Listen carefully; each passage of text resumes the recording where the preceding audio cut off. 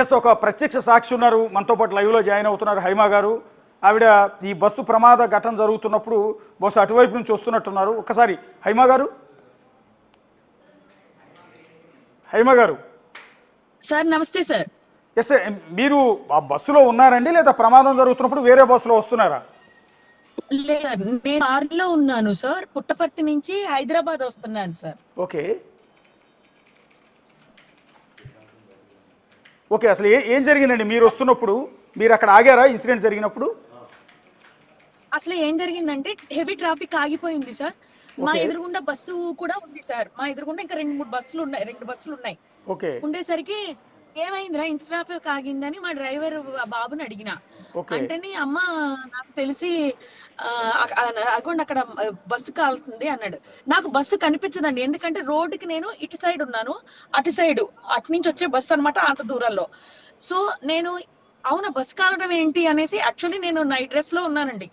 Okay ఇంకా నేను car లోనే కూర్చుంటాను, ఇంటికి వెళ్ళి దిగుతాను కదా అని ఉద్దేశంతో నైట్ డ్రెస్ వేసుకుని ఎక్కాను.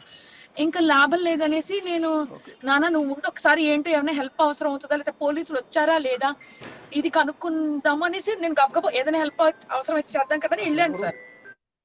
వెళ్ళేసరికి ఏం జరుగుతుందంటే బస్సు కాలుతుంది సార్. కొంతమంది ఏడుస్తున్నారు. బస్సు అయితే చాలా పెద్దగా మంటలు వస్తున్నాయి, ఏడుస్తున్నారు జనాలు. ఆ ఎక్కువ శాతం మంది ఈ చుట్టుపక్కల వెహికల్స్ నుంచి దిగిన వాళ్ళందరూ మాత్రం మొబైల్స్ తీసి వీడియోస్ తీసుకుంటున్నారు సార్. అందరూ ఒక అతను హెల్ప్ చేస్తున్నాడు సార్. అతను నేను కలిపి ఇంక మొదలు పెట్టాను సార్. అక్కడికి రిక్వెస్ట్ చేశాం సార్. సార్ ప్లీజ్ సార్ ఒకసారి ఎవరైనా కాల్, ఎందుకంటే నేను హడావుల్లో ఫోను కార్ లో వదిలేసి వెళ్ళిపోయాను సార్. ఆ ఎవరైనా హెల్ప్ చేసింది ఇలా అన్నాం కానీ అందరూ మూడ్ అంతా వీడియోస్ లో ఉంది సార్. లక్కీగా ఏంటంటే నాకు బ్రెయిన్ వర్క్ చేసింది ఏంటంటే, ఏదైనా చేస్తే ముందు పోలీస్ డిపార్ట్మెంట్ కి చేస్తే అన్ని వైపుల నుంచి వాళ్ళే హెల్ప్ చేస్తారు కదా అనే ఉద్దేశంతో నేను ఎస్బి ఇన్స్పెక్టర్ అండి, ఆయన పేరు తేజు అంట, ఆయనకి కాల్ చేశాను సార్. చెయ్యగానే అంటే 2:30 తర్వాత సార్ ఇది జరిగింది. 2:30, 3 సార్ ఇదంతా. ఎందుకంటే ఉండదేమో 2:30 ఆ టైమే, అంతే కదా ఆ టైం. ఎందుకంటే నేను 4 నేను ఇంటికి రీచ్ అయిపోతానని లెక్కల్లో ఉన్నాను. అక్కడి నుంచి హైదరాబాద్ రావడానికి నాకు 4 రీచ్ అయిపోతాను అనుకున్నాను. అనుకుని నేను కాల్ చేసిన వెంటనే ఫస్ట్ రింగ్ ఎత్తి సార్ ఇలా అవుతుందని మేడం అని అడిగారు. కాకపోతే నేను ఎక్కడని నేను చెప్పగలను, నాలోకలు కదండి. అక్కడ ఒక రైతులు ఇద్దరు రైతులు పొలం దగ్గర ఉన్నారంట. ఇక్కడ సౌండ్లకి ఏదో పెద్దగా బాంబు పడ్డ సౌండ్లకి వాళ్ళు పరిగెట్టుకొచ్చారు. వాళ్ళు నా పక్కన ఉన్నారు. సార్ ఇది ఏరియా అండి అంటే వాళ్ళు చెప్పారు సార్. నేను వాళ్ళకి ఫోన్ ఇచ్చి చెప్పించాను. వెంటనే ఈయన ఫోన్ నేను పంపిస్తున్నాను మేడం, నేను వస్తున్నాను పెట్టేశారు. నేను లక్కీ ఏంటంటే నా దగ్గర ఎస్పీ గారి నెంబర్ కూడా ఉందండి. ఇది ఎప్పుడో ఉమ్మడి రాష్ట్రం ఉన్నప్పుడు ఉన్నదండి. నేను కాల్ చేశాను సార్ ఆయనకి. కాల్ చేస్తే వెంటనే లిఫ్ట్ చేశారు. సార్ ఇది ఈ ఏరియా సార్, ఇక్కడ ఇలా జరుగుతుంది, కొంచెం మనుషులు కూడా చనిపోయారు సార్, కనిపిస్తున్నాయి సార్, ఇవన్నీ అయిపోతున్నాయి లోపల అనేసరికి ఆయన వెంటనే ఆయన నాతో ఫోన్ లో మాట్లాడుతూనే అక్కడ ఏం జరుగుతుందంటే ఫైర్. హైమా గారు ఒక్క నిమిషం, మీరు కారు రన్నింగ్ లో ఉన్నట్టున్నారు, సిగ్నల్ సరిగా బ్రేక్ అవుతోంది. ఒక్కసారి మీరు కొద్దిగా కారు ఏమైనా ఒక్క నిమిషం ఆపగలరా? నేను ఆపుతాను సార్. ఒక 2 minutes ఆపండి. ఇప్పుడు ఫైర్ ఇన్సిడెంట్ జరిగినప్పుడు మంటలు చెలరేగుతున్నప్పుడు మీరు అక్కడ ప్రత్యక్షంగా చూసారండి? ఆగారా మీరు అక్కడ ఏమన్నా? నేను చూశాను సార్. ఓకే, నేను ఆగాను సార్. అప్పుడు సిచ్యువేషన్ ఎలా ఉందండి? అంటే మీరు మీడియాలో చూసారు కదా సార్, ఫోటోలు వీడియోస్. మొత్తం బాడీ అంతా కూడా కాలిపోయి వాళ్ళు స్కెలిటన్ సార్, అది అలా ఉన్నారు సార్. నాకు మన చిన్న స్టవ్ మంట తగిలితేనే తట్టుకోలేము, బ్రతికుండగానే సజీవంగా అలా కాలిపోతా ఉంటే ఆ నరకం భరించలేరు అని అనిపించింది సార్. డ్రైవరు క్లీనరు అయితే అప్పటికే వాళ్ళు అంటే నేను ఎవరున్నారు అని అడిగే పరిస్థితిలో కూడా లేను సార్. ముందు ఏం జరిగింది అని అడిగే స్టేజ్ లో నేను లేను సార్.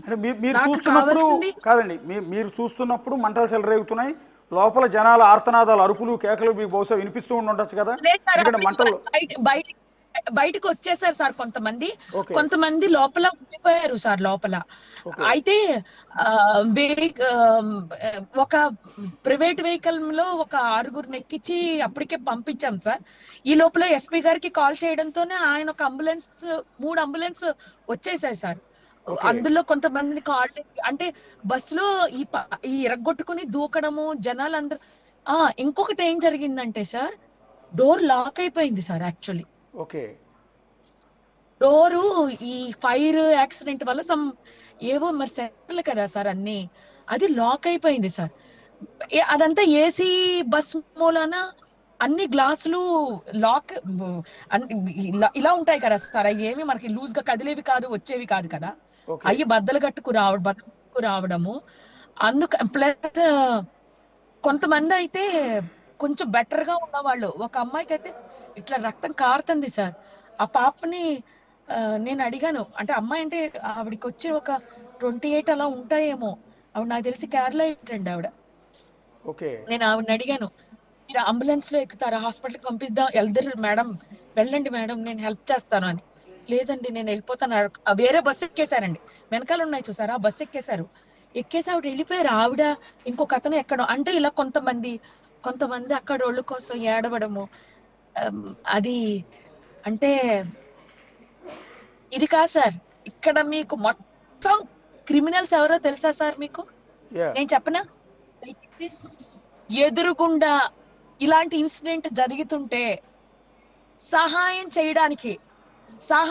చేయడానికి కూడా కారులు దిగకుండా కొంతమంది వీడియోస్ తీస్తున్నారు సార్. ఇప్పుడు వాళ్ళు అర్జెంట్ గా RRR సినిమాలు, బాహుబలి సినిమాలు తీసేయాలి కదా సార్. వీళ్ళు సార్ క్రిమినల్స్ అంటే. కేసులు పెడితే వీళ్ళ మీద పెట్టాలి సార్. శవాల మీద పేలాలు ఏరుకునే వీళ్ళ మీద పెట్టాలి సార్. నిజంగా వీళ్ళ మీద పెట్టాలి సార్. ఒక ఆయన అయితే నేను అడుక్కున్నాను సార్ ఫోన్ అక్కడ ఉండిపోయింది, ప్లీజ్ సార్ ఒక్కసారి ఫోన్ ఇవ్వండి సార్ అని, ఒకసారి కాల్ చేయండి అని. ఇలా నేను సార్ అని ఇలా తలుపు కొడితే దిగిన గ్లాసు అలా పైకి లేచింది సార్. అది అంటే ఆ రోడ్డు మీద వెళ్తున్న వాళ్ళంతా ఆగి కారులోంచి వీడియో షూట్ చేసుకుంటున్నారు బస్సు తగలబడుతుంటే. కారులో పాపం కొంతమంది దిగి కూడా చేసుకుంటున్నారు సార్. ఓకే. దిగు కూడా సార్. లోపల కొంతమంది బయటకు వచ్చేసారు కదా, వాళ్ళ తాలూకు పెద్దవాళ్ళు ఉంటారు కదా పాపం, వాళ్ళు బయటికి రాలేకపోయారు కదా, వాళ్ళ గురించి వీళ్ళు ఏడుస్తున్నారు సార్. ఒక్కటే సార్, ఈ సెల్ఫీ వీడియోల బ్యాచ్ కి ఒక్క మాట, దయచేసి ఈ మాట మీ నోటితో చెప్తే, మీడియా ద్వారా చెప్తే వెళ్తుంది. మనం ఒకళ్ళు కాలిపోతుంటేనో ఒకళ్ళు నాశనం అయిపోతుంటేనో వీడియో తీస్తా ఉంటే, మన వాళ్ళు, మనకి కావాల్సిన వాళ్ళు, మనకి ఏదైనా నష్టం కలిగినప్పుడు ఇంకొకళ్ళు వీడియో తీస్తారు అనేది మాత్రం కొంచెం చెప్పండి సార్. వీళ్ళ మీద ఏమన్నా యుద్ధం ప్రకటించండి సార్. వాళ్ళు గనక తలుచుకున్నట్టు 10 మందిని కాపాడేద్దరు సార్. అన్ని వెహికల్స్ ఉన్నాయి, అందరి దగ్గర ఎన్నో కొన్ని నీళ్లు ఉంటాయి, లేదా ఫైర్ యాక్సిడెంట్ కంట్రోల్ చేసే ఎక్విప్మెంట్లు ఏవో చిన్న చిట్టుకో ఉంటాయి. అందరూ దానికోసం దూకితే కాపాడలేరా సార్? అదొక్కటి చెప్పండి సార్. పోలీసులు, ఫైర్ ఇంజన్లు, లేకపోతే అంబులెన్స్లు రావడానికి ప్లేస్ వదిలేరా సార్ వీళ్ళు? ఏం అన్యాయం సార్. ఇక్కడ యాక్సిడెంట్ జరిగి ఇట్లా వచ్చేవి అక్కడ ఆగిపోతున్నాయి అనేసి ఇటు నుంచి వెళ్లే చోట ఇలా వచ్చేసారు సార్, బ్లాక్ చేసేసారు సార్ జనాలు, వెహికల్స్. పోలీసులు స్పందించకుండా ఉంటే మాత్రం సార్ చాలా దారుణం జరిగేది. ఎందుకంటే లోపల పెద్ద ట్యాంక్ సార్, అదే భయం. టైర్లు పేలితే మీకు తెలుసు కదా సార్ ఎంత రేంజ్ లో పెద్దగా అవుతుందో. జనాలు ఫోటోల కోసం, వీడియో కోసం వాళ్ళ దగ్గరికి వెళ్తున్నారు సార్. నేను అరిచాను, దగ్గరికి వెళ్ళకండి, ఆ టైర్లు పేలితే చాలా ప్రమాదం, దూరంగా వెళ్ళండి అని. నేను గట్టిగానే వాయిస్ నేను ఇంకొక ఆయన మేమిద్దరం వాడాం సార్ వాయిస్. ఇది నేను ఎప్పటికీ ఇది కోలుకుంటున్నాను. అది ప్రత్యక్ష సాక్షి హైమారెడ్డి గారు అటువైపు నుంచి వెళ్తూ, అటు పుటపర్తి నుంచి వస్తూ ఆ ఘటనని ప్రత్యక్షంగా చూశారు. సో కాపాడేందుకు ప్రయత్నాలు చేశారు. దౌర్భాగ్యం ఏంటంటే అదే రోడ్డు మీద నుంచి వెళ్తున్న మిగిలిన వాహనదారులంతా కూడా ఆగి మొత్తం వీడియోలు తీసుకుంటూ ఉన్నారు. పాపం వాళ్ళని కాపాడే ప్రయత్నం. సరే మంటలు చెలరేగుతున్నాయి, వీళ్ళు వెళ్ళి మంటల్లో దూకి కాపాడమని కాదు, కనీసం ఆ కిందికి తప్పించుకుని వచ్చిన వాళ్ళని పక్కకి తీసుకెళ్ళటమో, హాస్పిటల్కి తరలించడమో, వేరే హెల్ప్ ఏమైనా చేయటమో, ఇదేమీ కాదు, చక్కగా వీడియోలు తీసుకుంటూ